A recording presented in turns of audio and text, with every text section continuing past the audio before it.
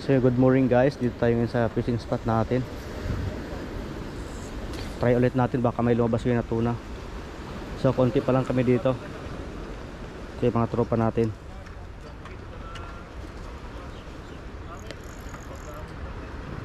So maganda ang ano ng alon ngayon, ng galaw ng tubig. Maganda yung galaw ng tubig ngayon, okay yung alon. Sana makahuli tayo ngayon at pala rin tayo makakakuha ng tuna o talakitok. So dito yung pwesto natin. Guys, tingnan nyo yung galaw ng tubig ngayon, mas okay na. Hindi malaki yung alon. Ayun, sakto lang, kalmado. So sana may tuna. Ito. Okay, makasama natin sa kabila. Sige guys, hagis muna tayo. Update na lang mamaya kung makahuli tayo or kung anong species mahuli natin. Tuna ba, talakitok or lapis.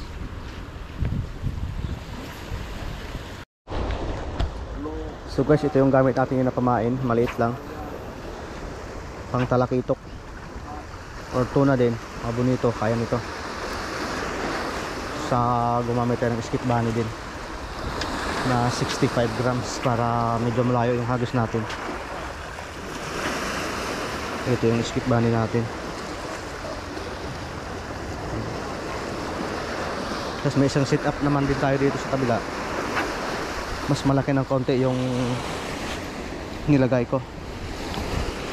Pamain. Talaga pang tuna, kahit na 3 kilo to kayang kaya.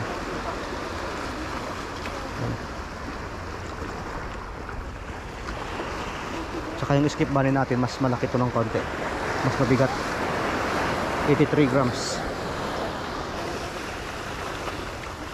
Ito. Ayan guys, hagis muna tayo. Gamitin natin yung pang talakitok. Sana makadali to.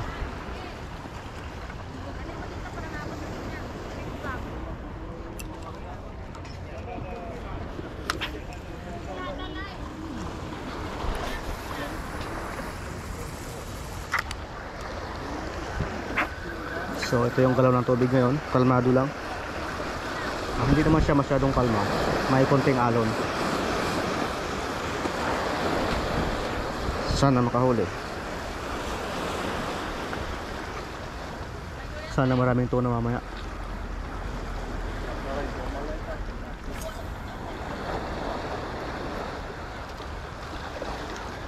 Ayan. So yung mga skip bunny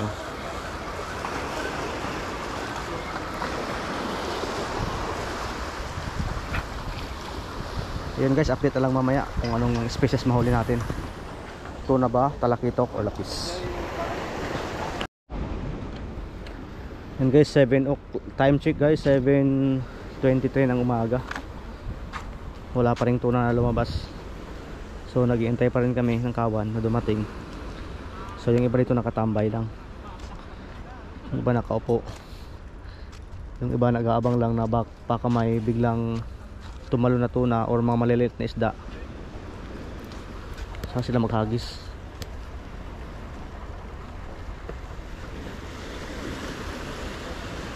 Maganda pa naman sana yung galaw ng tubig ngayon,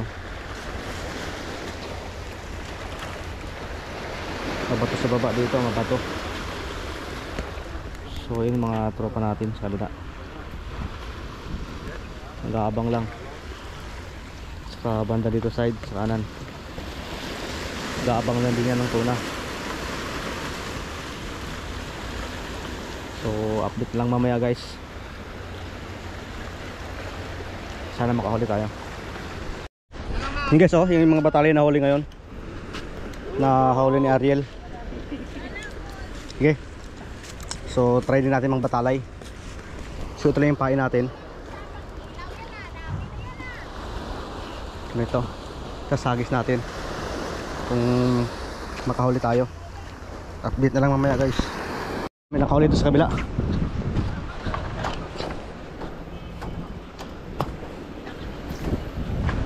Ano ito na? Hindi.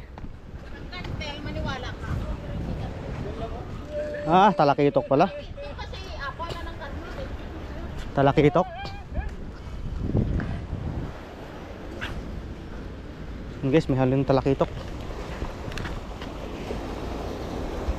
sa kabila.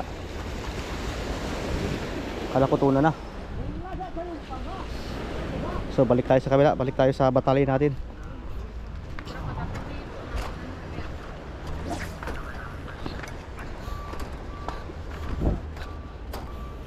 Hagis lang, hagis. Hagis, hagis.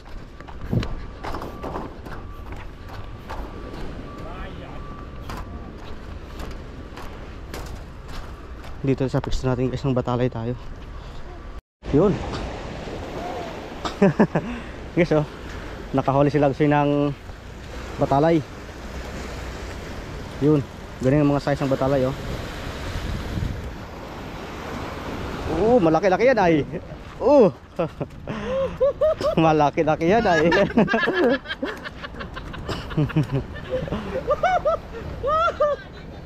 Batalay lang. Malaki. Angat mo nga. Malaki nga. Pwede na pang kilaw. Yung mga masarang payan na istamban. Sardines. Yun guys, araw ngayon ng Miyerkules. Dito tayo sa spot natin. Ito yung mga kasama natin na nandito. Halos lahat mga Indonesian. So isa lang ang nakahon natin na tuna, isa lang.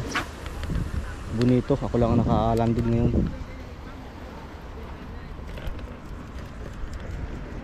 Sana makarami. Sana may lumabas pa na tuna para naman makahuli sila.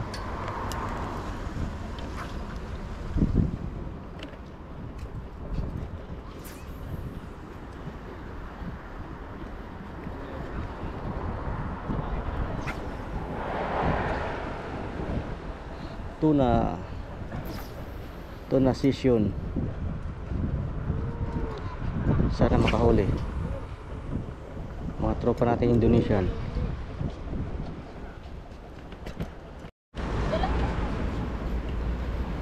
Yan guys, time check 8:08 ng umaga.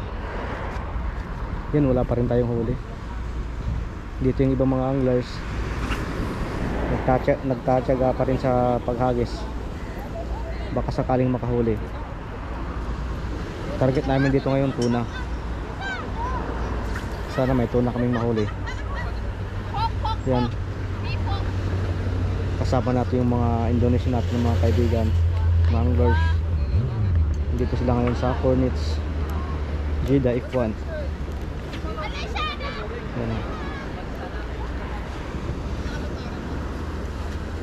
Yan, mamaya pag may lumabas na tuna, panigurado magkagulo to sa paghagis. Lahat nito mamaya maghagis na pag may kawan ng tuna. Kasi ang inaabangan ng mga anglers dito, yung tuna lang talaga ang dadaan. Minsan may talakitok na mahuli, minsan din may lapis, pero bihira lang yun. Mas marami talaga ang tuna. Kaya lang yung tuna ngayon hindi pa umibabaw, nasa ilalim pa. Maalon kasi ngayon, kaya yung tuna sa ilalim.